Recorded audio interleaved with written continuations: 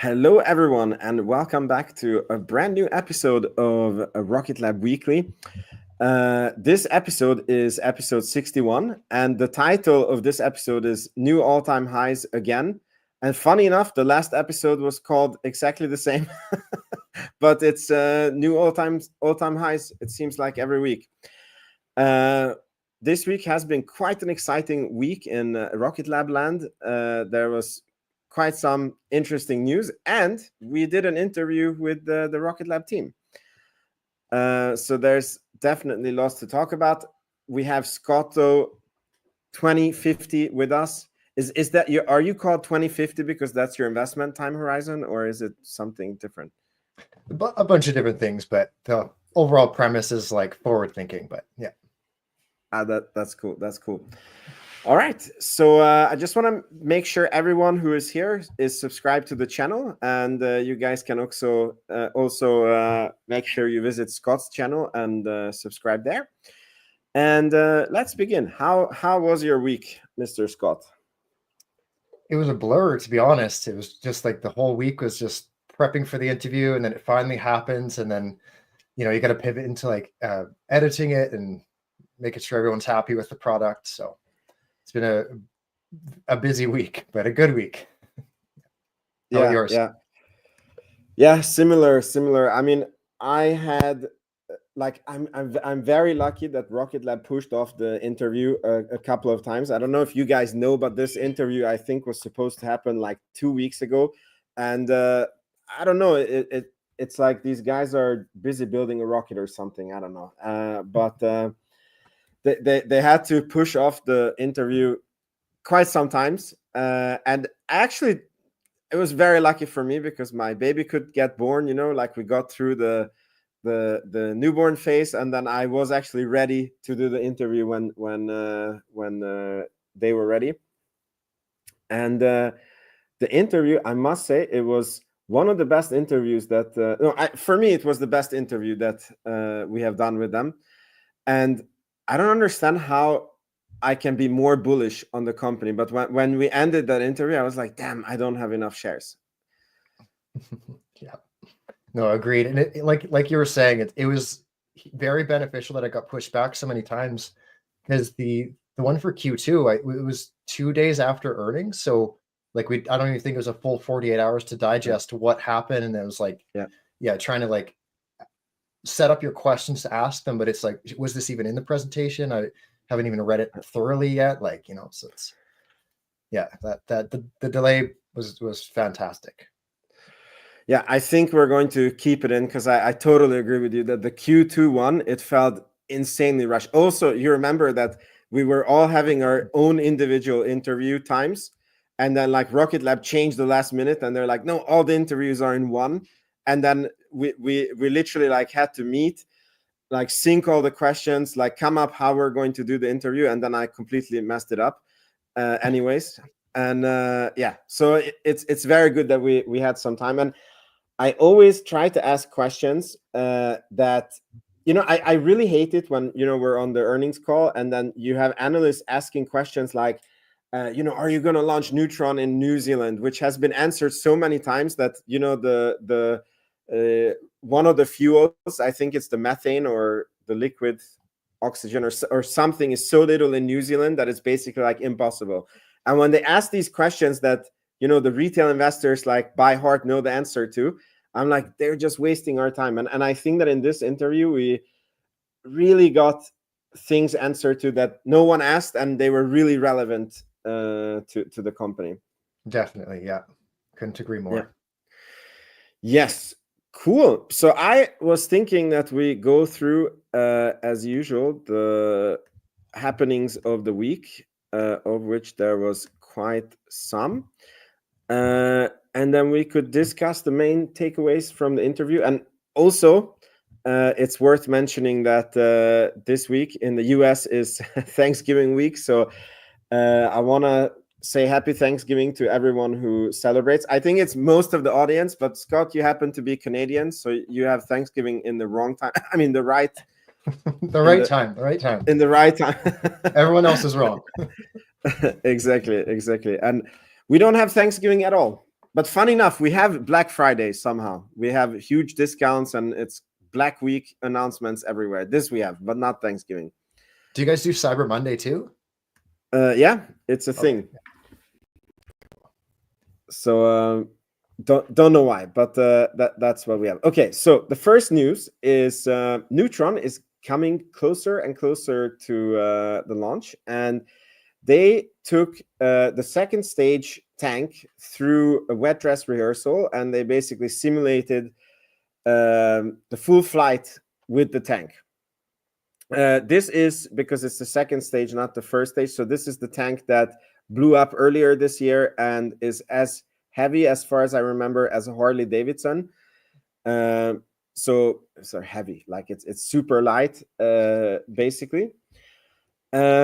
What do you think is the significance of this news, and what does it mean for our Neutron launch?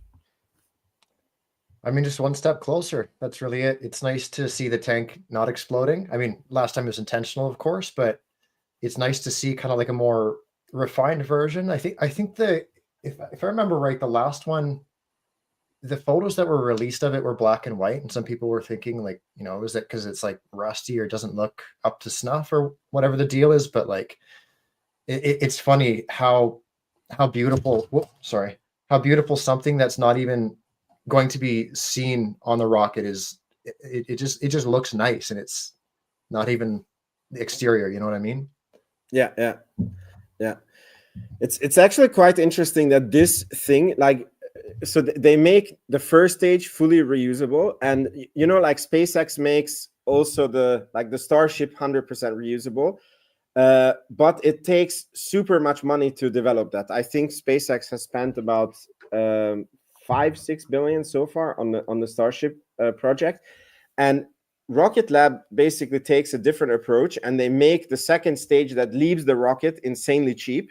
And if you actually see the renderings, the second stage is basically this tank, the payload on top, and a vacuum engine on the bottom, and that's it. And I'm very interested to see, because the idea is that Neutron lands with the fairing. They open up the fairing, and then they just put in and click in a new stage 2, and then Neutron can fly again. So just to put it in perspective, that's this tank that they are showing here. And I believe that the whiteness is because of the cryogenic methane, or the cryogenic fuel that is in it. It would be black, but then when you fill it up, it freezes through. That's my understanding. Yeah, similar to what we see with the Electron, where it starts off black and it gets nice and frosty. Yeah, exactly. We have Dave Huntsman here. He can correct. I'm an armchair rocket enthusiast, and Dave Huntsman, he's the real deal, so he can correct if I say anything wrong. But yeah, $2 billion a year on Starship. So Starship is going to be extremely cheap, because you obviously reuse the tank, or the whole ship, but keep in mind that you still have to amortize the $2 billion a year on your launches. So it's going to be quite some time before, if ever, Starship is going to reach the 10 million or 3 million per launch that Elon Musk has been saying. Mm-hmm. All right, we go on to the next one, and that is the launch stand of Neutron being finalized and almost ready. And I don't know, it feels like Neutron is really having a lot of parts ready. I wouldn't be surprised if very soon we will see a fully assembled rocket on the pad. But I think it's going to be quite some time, as Peter also confirmed in the interview before the first flight. What did he say? It was 3 to 4 months prior to the launch. You can expect to see it on the pad. I rewatched the interview. He didn't give a time. He just I'm maybe really, it was you that mentioned the 3 to 4 months. I have that in my head for some reason. Okay. Yeah, I'm really happy that I asked that question, because I feel like I wanted to go ahead of conspiracy theories, because I feel that we're not rocket scientists and we don't fully know what's going on, right? And logically, I wouldn't blame you if you would think that you stick the rocket on the pad, and then once it's assembled on the pad, you're just going to fly it, right? but I was suspecting that it might be that they will assemble the rocket, and then it's going to be, this test, this pressure test, that pressure test, and then they will destack it and restack it. And Peter Beck basically confirmed that is the case, but he didn't give a timeline of how long Neutron is going to stand on the pad. So it could be a few months, 4 months. And I don't want the conspiracy theories to go around that it's standing there because the tank failed or the engine failed or it's not meeting requirements. Yeah. Safe to say that we'll probably see it standing up in Q1, give or take. Yeah. Assuming it does take like that 3 months ish. I mean, practically, if you look at all the data that we have been given, like what part of Neutron does not exist? Because I mean, like we have seen the fairing now. We have seen the stage 2 tank, the stage 1 tank that I don't remember seeing. No, they have shown pictures of them making the tank, but they never showed like a full tank, if I remember correctly. Okay, so maybe they have to test that one still, like do the whole cryogenic testing to explosion kind of thing. That'd be cool. Probably. So that is still to come. But I mean, even like now the pad is done. And one thing that I noticed when I was looking at the picture, which is very intriguing to me, I don't know, you guys can see my screen, right? Yeah. Do you see these pipes that are here? Mm-hmm. I'm not sure that these are in the correct place, but I literally think that because Neutron doesn't have a tower, right? So it's basically like when the rocket comes down, it's like these pipes will like click in and just refuel the rocket, and then it will fly again. And very cool. I mean, look at the size of those pipes. It's very crazy. But I'm really not sure. This doesn't look right because I don't know what part this side pipe would go into. And it feels like this should be at the same level, or I don't know if the rocket will come this low. It will be very interesting to see if the rocket like lands and then it will release its own pipes and then you connect it down to these, or there will be like a thing that lifts this under the rocket and clicks it in. Mm-hmm. Yeah, I'm not sure. It's gonna be cool to see though. Yeah. And again, those are some very big pipes. I don't know how much fuel, how many liters you can push through that, but a lot. Mm-hmm. Well, a couple comments are mentioning that they might be for water deluge. That makes sense too. Yeah, that would sort of make sense, but the water deluge is usually like coming from like a ring outside towards the inside, and this one is like in the middle going. Yeah. So okay. I'm not sure if Dave Huntsman is here. He can give us some insights.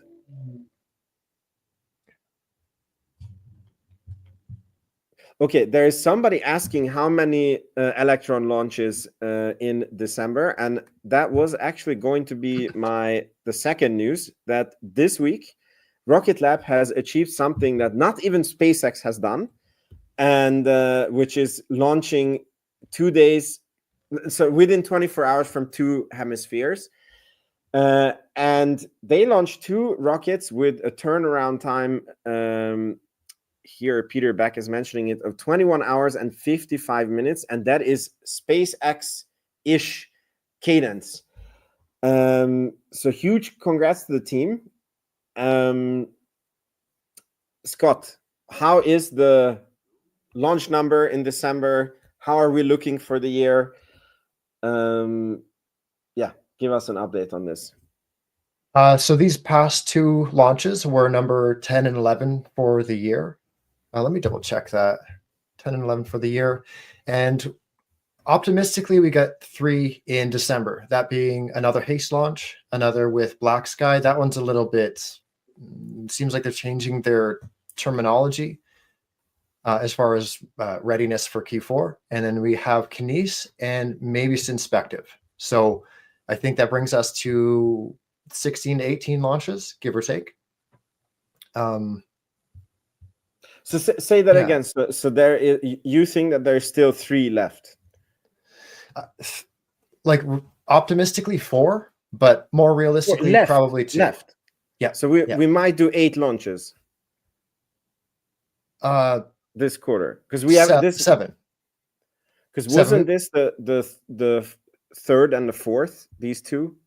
No, the second and third for the quarter. Okay. So if we reach 7, then that would be an absolute highest ever quarter, and that would make the year. Where would the year end if we reach 7? That would put us at 18. No? 18 for the year. 18. Oh, sorry, 19. You're right. I don't have one. Yeah, 19. Yeah, I mean that would be amazing. I mean, it's funny because I was really nervous about this quarter with the launches, because like their highest turnaround time has been a week or 8 days or something like this. But if now they have managed to launch 2 times within 24 hours, you don't need many days in the quarter to do the other 3 launches. So yeah. And one of those launches as well is from Virginia. So if it's a lot easier to get that, operating between the 2 launch sites, it's going to be a lot easier. Kind of what we saw recently with like the 1-day turnaround. Yeah, makes it a lot easier. So yeah, cool. That was all the Rocket Lab related news. The last news that I have is basically the interview that we did with Peter Beck. By the way, so many comments I have seen are asking where the F they can get this shirt that Peter was rocking. And is there anybody here who knows where people can get this shirt? It's very popular. Maybe because it's not in the Rocket Lab store, right? No. Can it be? Like I think he had it. I think he had it made just for the interview.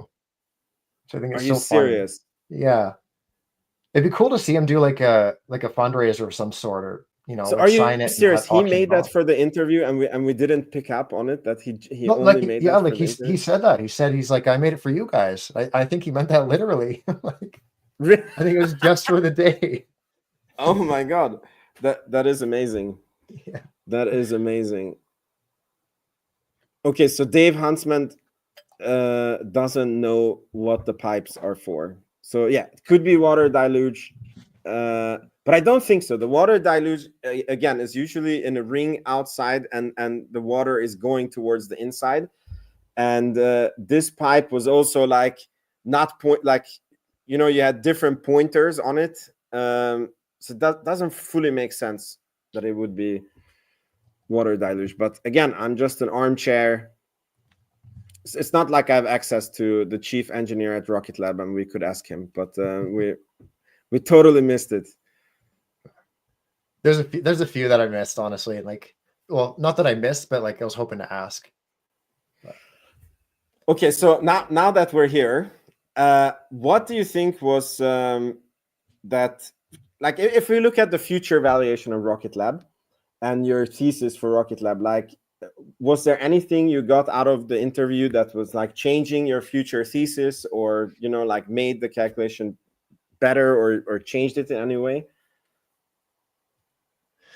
Not explicitly. Like, there's a few things that kind of had a hunch about, like the reaction wheel setup. That was the kind of big takeaway, in my opinion, from my line of questioning, anyways, because it's not just like a one-off thing, and I mean it kind of makes the most sense. You know what I mean? Like it's like we knew the number of reaction wheels this year, but it's like, well, are they going to kind of like, is that like a maybe for next year, or they might find someone else to do that for them? But I think they mentioned like, yeah, constant supply over many years. So I'm like, that's a really good sign. Yeah. In terms of revenue and whatnot. Yeah. And that is very significant because the reaction wheels, like if you, they're producing 2,000 per year, right? Yeah. And the reaction wheels cost 100,000 each. That's the list price. We don't know what the agreed upon price was. Probably it's a lot cheaper. But if we would take 2,000 times 100 million, My calculator needs help with that.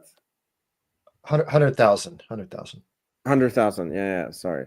Yeah, that's a 200 million a year order just on one merchant components on space systems. So that's actually huge news. But maybe the price is 50,000 and then it's 100 million. Keep in mind that this year Rocket Lab is going to do in total 460 million, I think is what's projected. So this one thing, I mean, it's probably not 100,000 a piece. I don't know what the discount can be, but even if it's 150 million or 130 million extra for Rocket Lab, this alone is 20 math. You're better on this, but 25-ish% increase alone. Yeah, just shy of that. Yeah. Do you guys know how many reaction wheels are in a satellite? I think it's like 3, no? Or 3. It's generally 3 or 4, but it's 4. Yeah. Okay, so the 2000 is basically 500 satellites. Yeah. So we wonder who that. It's to the secret customer, Amazon. Yeah. But we technically don't know who that is. For me, one of the most interesting key takeaways was, obviously one of them was the hot fire that I also didn't understand, like how come if the hot fire test is done, then they're continuing with the hot fire tests, and that these tests go on for years, and that they actually have also this trajectory with the Archimedes engine that they want to make it like the Raptor and like optimize it up and make it very cheap to produce. I suspected that they would want to do that, but it was very nice that they explicitly said it in the interview. But for me, like one very big thing was when he talked about the Neutron scaling, and I know that Peter Beck thinks extremely long term and he's extremely disciplined, but I thought that he has been extremely disciplined and now it's going good in the company, so now it's time to just mindlessly go out and produce, and when he said that the reason why they cannot scale Neutron faster is because you have to do the first vehicle, fly it, and then see what's wrong with it, fix it up, fly it again, see what's wrong with it, fix it up, so that you can have a very rapidly increasing cadence after. That for me was like the ultimate long-term thinking, because imagine if they would mass produce Neutron now and then they find a fault with it, then they have like a faulty fleet, right? And as opposed to they are trying to really take their time and perfect the vehicle, and they will only really like scale the production once Neutron is flying good, and that way they will have a good fleet that is very easy to maintain and refly. So that part for me was like, wow, these guys are really not like really are super long term, and because they must have a lot of pressure to just scale this thing, raise capital, and Peter is like, yeah, it doesn't matter if you throw more money at this, you still have to go through these steps. So yeah.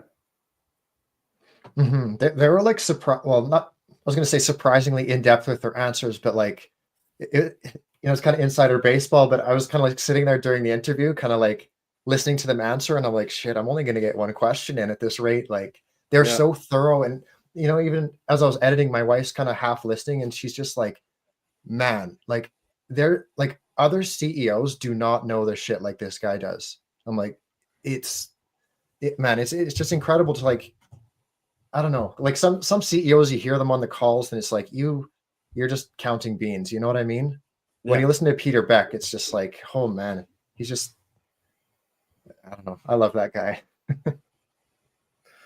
Yeah, me too. It's definitely a big part of why we all invested. But Adam Spice also shines. I honestly have never seen a better CFO than him. And okay, there was a part, this is like a really nerdy episode, but there was a part when he explained how they track the margins on different projects. And it's funny, I completely didn't understand when we had the interview. It was like flying over my head. And then, when then I had to watch the interview, like when you sent it, and then I had to watch it again when we publicly released it with the audience. And the third time, listening through it, I was like, oh my God, I get what he's saying. And there was, I mean, I don't know if it changes anyone's thesis, like how they count the margin, but that was such a detailed answer that I don't think companies normally have out in the open, or I don't know. You're closer to this numbers and accounting, so maybe you can also comment on this. But for me, it was very shocking. No, like they're just, I can't explain it, but it's like some companies, like I'll use Redwire, I'll pick on them. I've spent a lot of time researching Redwire, but I don't know nothing about them, but I feel like I couldn't really tell you a lot about them. Like I could tell you what they do, I could tell you kind of some high level stuff, but like I don't know if it's the terminology that Rocket Lab uses or what exactly it is, but it feels like I actually understand it. I kind of, I wish I could explain it better, but it's just, I don't know. The granularity that they provide is just like unmatched. Like there's few companies that provide this kind of insight, and it's so cool that they're like, even after Peter Beck reaching a billionaire status, he still just comes and hangs out with like a few YouTubers. It's just, oh man, yeah, such a fanboy right now. yeah. But I'm also, sometimes I'm like, I don't believe that this is our third interview. Like, I cannot believe that we have access Right? to this guy, and he like takes his time, and really, I know we're fanboying right now, but it's still, I think it's called for. Mm-hmm. And I think like probably for them, it's probably like, well, I hope for them, it's like a bit of a breath of fresh air. Like it seems like they have a genuinely good time, and like I'm sure. Like, I mean, when I had to show my colleague that I work with, he's not into stocks as much as me, and I showed him like, this is the CFO, and he made this comment that he's getting a tattoo with us. When the when Peter Beck, when the stock 100x's, he was like on the floor laughing. When Adam Spice was like, hey, yeah, you and me, brother, or. I don't know if he said brother, but no, he said you and me both. Get the tattoo. Yeah, cool. So now let's get to a more serious subject. So subject number one is, I'm happy to announce that I rolled my covered calls that was really effed up at $8. I managed to roll them up to $15. So that means that I'm not gonna lose my shares when the option time goes out, and I have the gains up to $15 now, and I'm hoping to continuously roll the option up. So that's news number one. And news number two is, I want to talk about the stock price a little bit, and be a party pooper. And I'm curious what you think. So when I left the interview, I was like, okay, I need to have more shares of Rocket Lab, and I need to be more exposed. But I must say that I think that the price is very stretched at the moment, and I think that we are going to have a period where the stock will have to go sideways, or dare I say it, maybe even down a little bit, to catch up to what happened, so that the company valuation wise can catch up with what happened. That is my opinion. I don't think it's normal that a stock goes 500-600% in 3 months. I don't think that is sustainable, and that we have it in the stock that it will do that again in the next 3 months. Yeah, somebody's saying that your cover calls are making you biased. Yeah, maybe that's why I'm disclosing that is my situation, so that you guys have all the data. But I'm curious, what do you think about the valuation, and where do you think we go from here? Man, like speaking on the market as a whole, it's like, how do I say this? I guess if there's one thing that I learned from investing in Tesla, it's to trim your holdings from time to time. And if there's one thing that I've learned from Rocket Lab, it's to not do that. So it's one of those things, like you're never going to be perfectly right in the market. And I feel like it's just like, you just got to kind of compound your mistakes, for lack of a better term. So you're never going to hit the bottom. You're never going to hit the top. But like, I can't help but look at Rocket Lab and just kind of relate it to Tesla in, I think it was 2021, when it hit $1 trillion market cap, right? And I remember at that time, because it was like kind of like the new pejorative at the moment, but it was like, if you even mentioned selling Tesla, is, you know, people would say, you're paper handing, right? And it's like, sure, I get that. Like the stock's just going up, and it's like, you know, what Tesla is doing next is huge. Like the FSD, can't remember if Optimus was announced at that time, but you know, Tesla Energy is going to be huge, and like, it's just, yeah, huge company. But then the stock retraced, and you know, and everybody who went all in at $1 trillion is now down 60% a year later, kind of being like, well, fuck, oops, sorry, I should, excuse me. That's like, okay. I already swore in this video. Okay, I try to avoid F-bombs live, but yeah, it's like everyone was brilliant owning Tesla in that lead up to $1 trillion, and it was the wrong thing to do was to sell Tesla after it hit $1 trillion. But then it went to 400 billion, and it's only now retraced back to $1 trillion 3 years later. And I'm kind of like looking, and like there's so many parallels, in my opinion, to the whole Rocket Lab story. It's like, yeah, okay, never mind Electron, is what comes next. And it's like, well, how much of that needs to get baked in? Because Rocket Lab is at like $500 million in revenue with a, like, what is it, like a $14 billion market cap now? Price to sales at 28. Like, of course, you know, there's more to it than the price to sales, but like, I don't know, man. Like, there's a lot baked in at this point, right?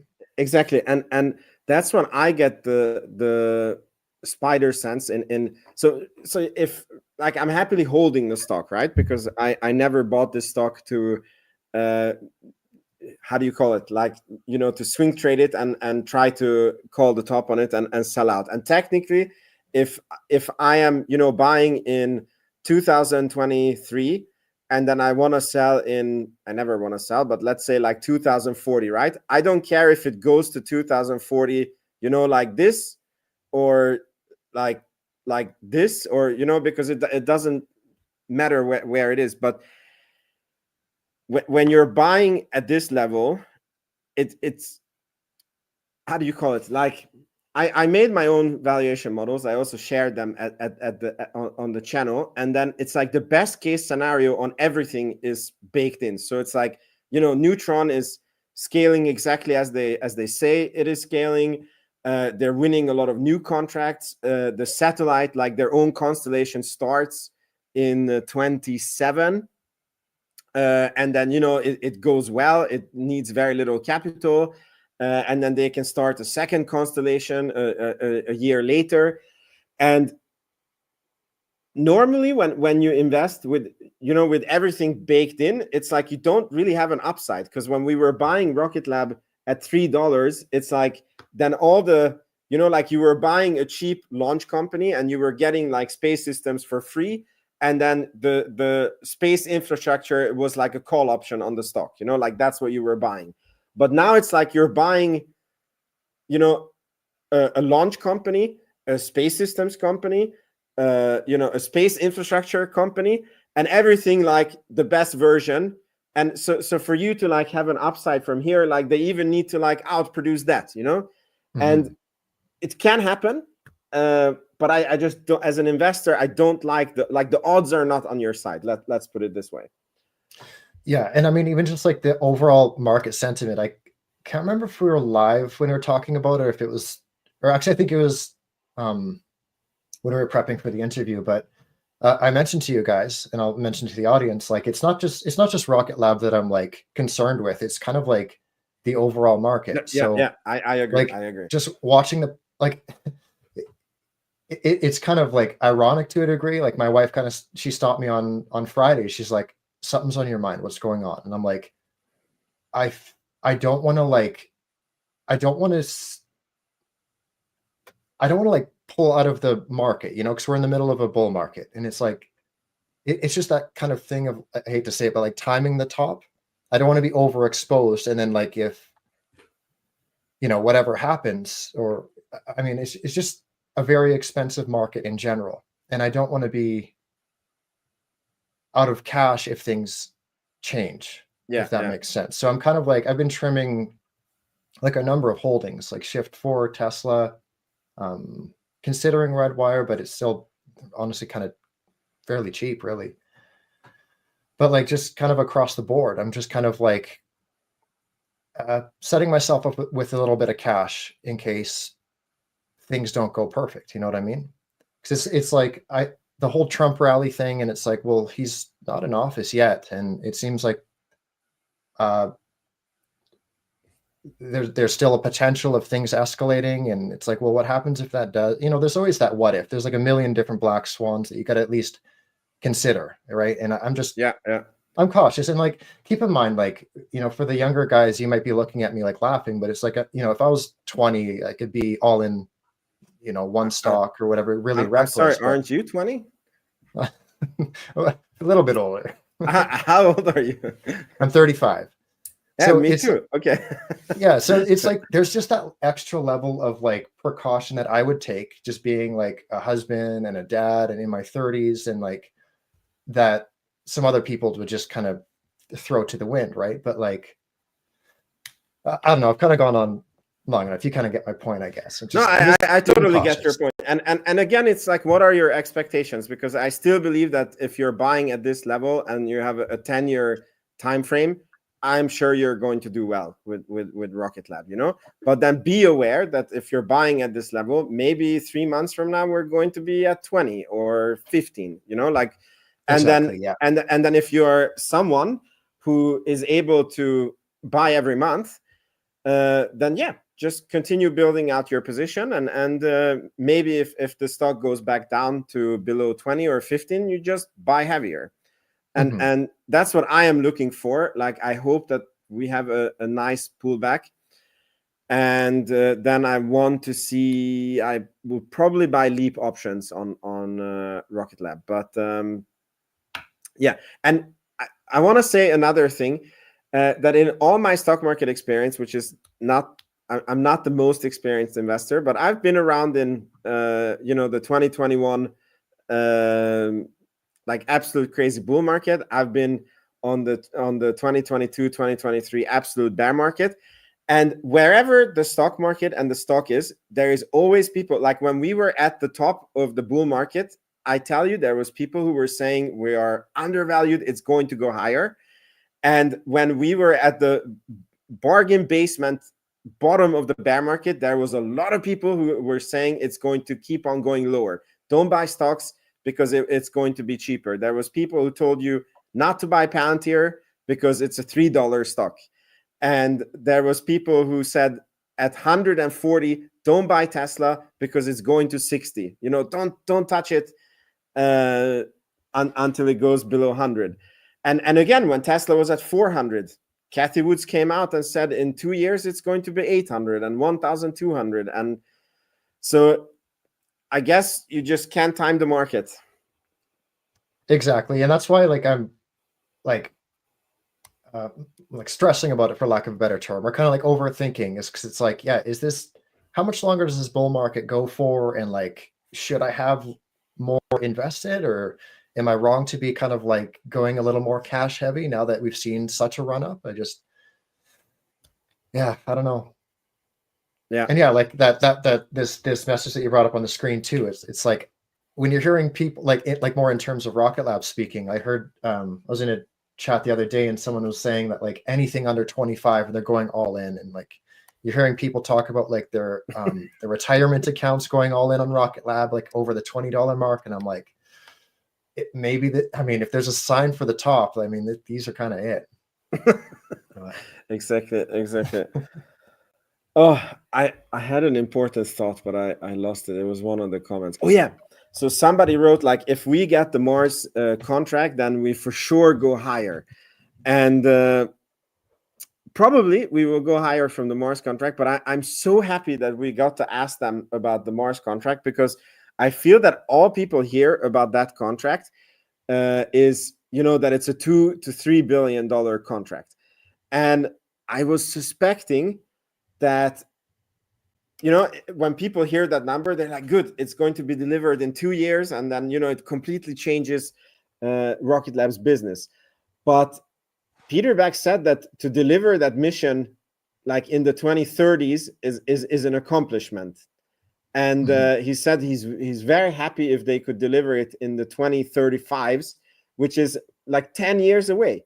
And then if you divide back the numbers, like, they get awarded 2 billion divided by maybe 10 years is 200 million per year. It's suddenly not such a, it's an amazing thing if they get this contract, but I just don't think it's as big as people think it is when they hear it the first time. And if the contract goes to 2040, which, I mean, you heard in the interview that, you have years to plan the spacecraft, then you need to wait for a Mars window where you need to launch 2 separate spacecrafts.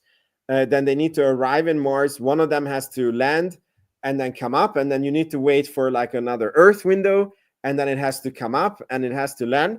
So if it's on 15 years, then it's only like 170 something. I mean, now I'm saying only, but I think it's very important to put things into perspective. And like Dave Huntsman is saying too, and kind of what was mentioned in the interview, is it's not going to be like a clean sweep, like in terms of Rocket Lab getting every single thing. NASA might be like, we don't know. Yeah, it might be a clean sweep, but we don't know. Yeah, like they're designing for it to be like a full Rocket Lab thing, but some of it might go to SpaceX or Boeing or whoever. To be honest, I'm a little bit skeptical if NASA would choose like, SpaceX this Rocket Lab lander. Because I feel that the error possibility like increases when you have like multiple teams that are like not the same company. But maybe I'm wrong on this. No, I'm on the same page as you. Yeah. Because I mean, like, have you guys heard these stories that there was a satellite that crash landed into Mars because some engineer forgot to convert the imperial metrics into the international like meters, and like imagine that if you have like, let's say you have 2 spacecrafts flying, like a SpaceX rocket and then a Rocket Lab rocket, right?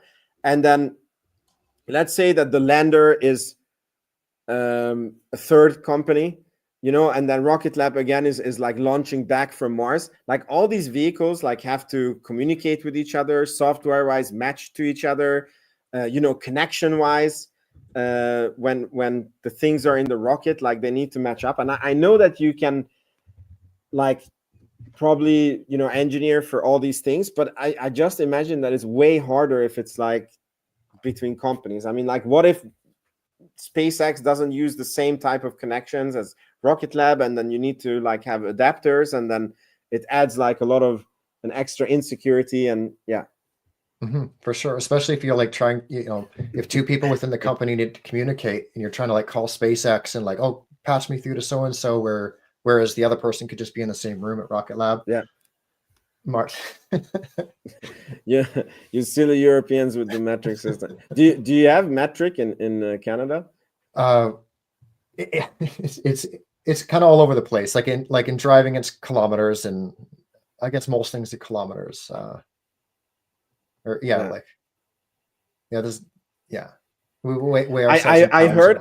that the US was going to adopt the metric system, and then Canada heard this, and then they adopted it before the US, and then the US like changed its mind. Oh, really? Something I heard something like this, that it was like an international decision, like in the 50s or 60s, and then like the US went with it, and then Canada is like, okay, if they're doing it, we're doing it, and then like Canada went ahead, and then there was like a president change, and then they were like, no. Oh man, makes no sense. Yeah, it doesn't. Cool. I mean, I think we covered, today is like a shorter episode, but I do think we covered everything, unless you have something to add. No, I mean, no. Yeah. Cool. Then I don't know if maybe we can take some questions from the audience. If you guys want to, we can chit chat a few minutes more, and then if there's some audience question, we take it. And other than that, we call it the night. While we wait for those questions, was there anything from the interview that you're kind of kicking yourself for not asking, or something that you didn't get a chance to? Yeah, I wanted to really ask about, because the neutron scaling and electron scaling, so the launch part of Rocket Lab is very easy to model and follow, and but on the space systems, it feels like we don't really have an idea how it's going, and they're not really like guiding for it either, you know. So I wanted to ask like for guidance on space systems, like how fast do they think it's going to grow? What is their internal targets for it? But yeah, you? I really wanted to hear about the Neutron spend as of Q3 end, and similar with the SDA, how much of that's been recognized. But it was just kind of by the time it came back to me, it was a little bit like, it almost felt too like robotic to be like, start asking finance questions again, if that makes sense. It was more towards the end of the conversation where I'm not going to answer, because it just seemed more like we were just kind of chatting. I mean, we're still talking about Rocket Lab, but it just felt too like, it didn't feel right. Well, next quarter we will have the chance.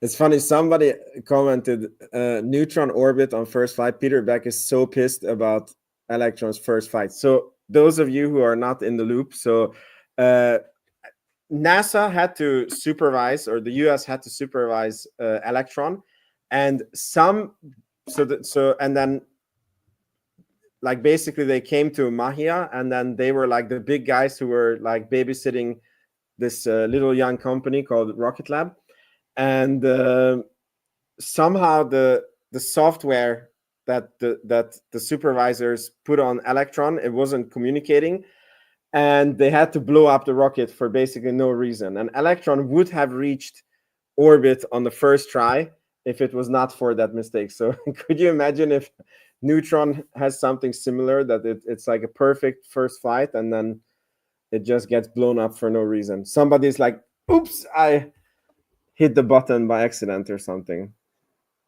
That'd be pretty upsetting, especially with the Electron history. Like, yeah. Who's coming to VA for the Neutron launch? Christopher Bell is asking. I'm really going to try to. I can't promise anything. 4 kids at home, 2 very young ones. I don't know how happy my wife is that I'm going for a rocket launch, and I'm really worried that they're going to set a date. Like, let's say, they say like May 10th, and then like you're there in person, and it's like, oh, weather not good, May 12th, and then on May 12th they're like, oh, this test is not good, we're just standing down to make sure all systems are go, and then May 14th, because in the beginning they did that with the Electron, like they were super careful on launching the rocket and making sure everything was perfect. Yeah, I'm not sure yet if I'm like, I'm leaning towards going, but like similar to what you're saying, it's like it would suck if you flew all that way and then like you're kind of get held up for a week. And as far as lodging as well, like if you're there only planned for 2 days, then they're like, well, we don't have any more vacancy, because everyone else is trying to book to keep that going, but make it kind of awkward. But yeah, that'd be nice to go down there for. Yeah. I think Dave Huntsman has a quite good question. Still concerned there's not been a serious discussion with Peter Beck about the fact that the medium launch vehicle market is starting 2026-7 will be vastly more competitive than now, especially on price. Falcon 9 loses 70% of its customers. And with an internal SpaceX cost of maybe only 15 million for a reliable rocket larger than Neutron, that unlike Neutron can go to all inclinations, means Gwaine can start setting obscenely low price. So Scott, you actually did a very, very good video about the demand for Neutron. What do you say about this comment?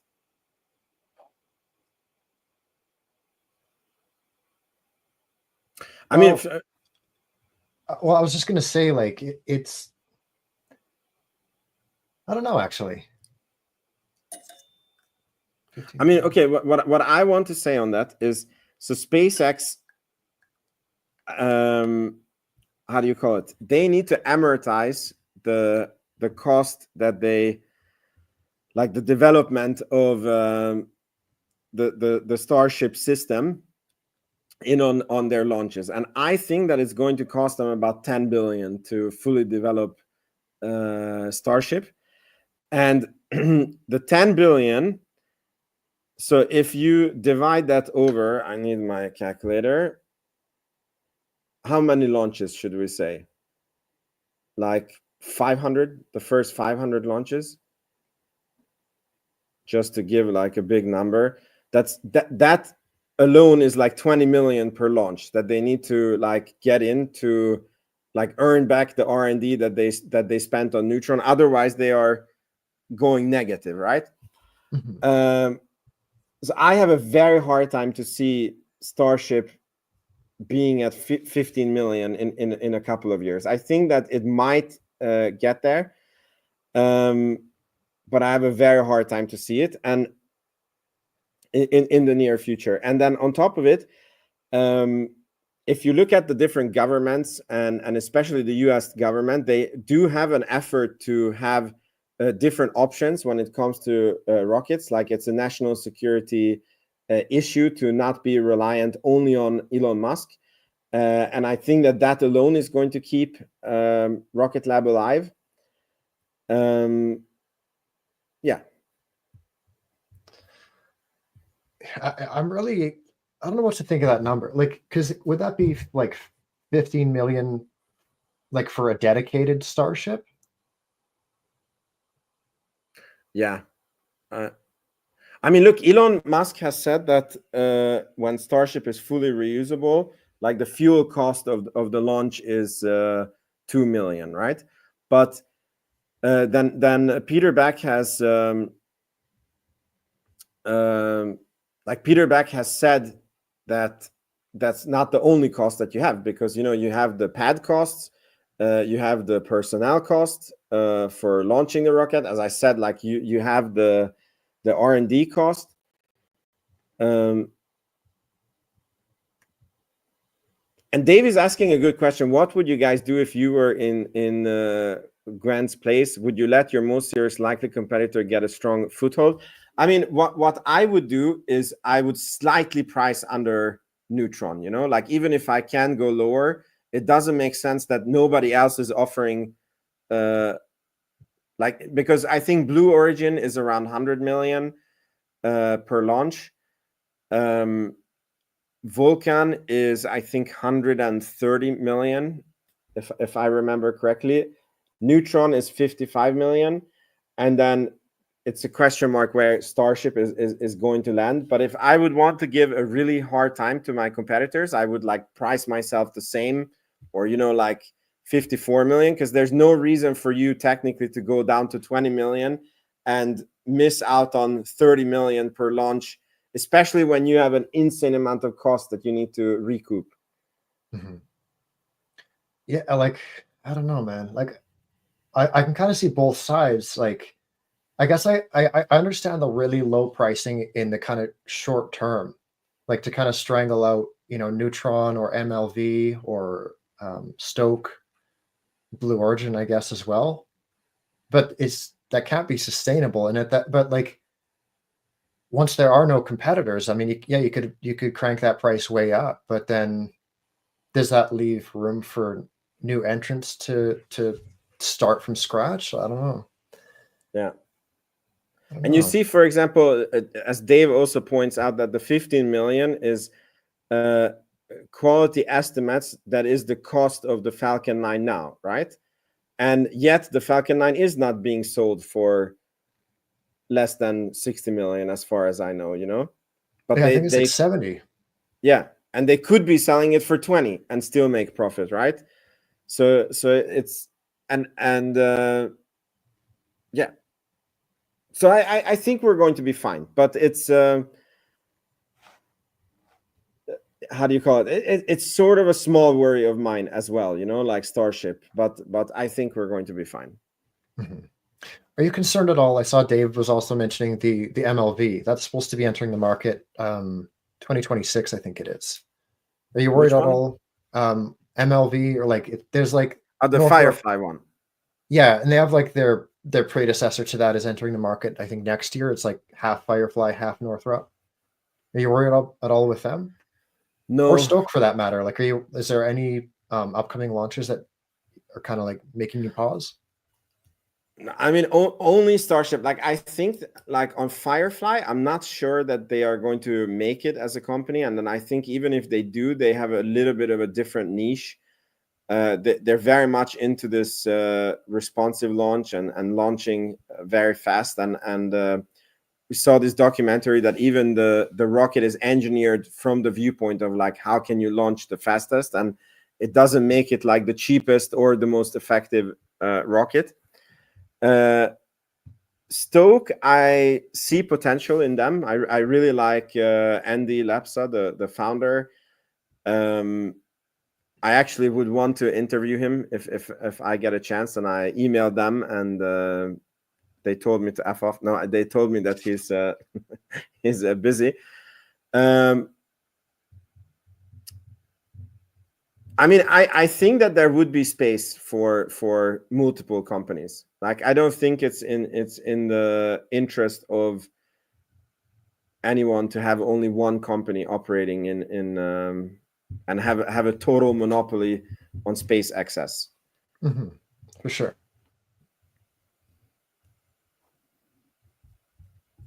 Yeah, Dave Hansman also really hopes Stoke makes it.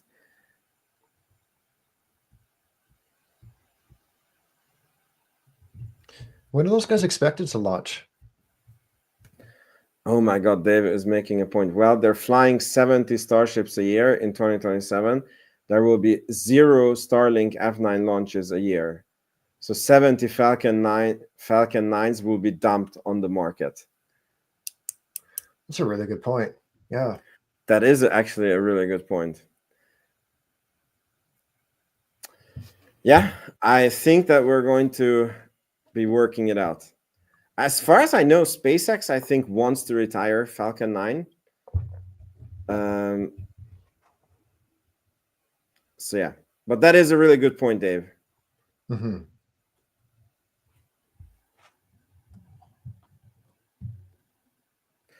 Okay, cool. I mean, I think it's a good point to end the show on. Thanks everyone that was here and who commented. And please make sure that you're subscribed to this channel, and make sure you check out Scott's channel. Or if you're watching on Scott's channel, please make sure you subscribe to my channel. And happy Thanksgiving week. Hope you take care of the Black Friday deals. Take advantage of them, and see you all next week.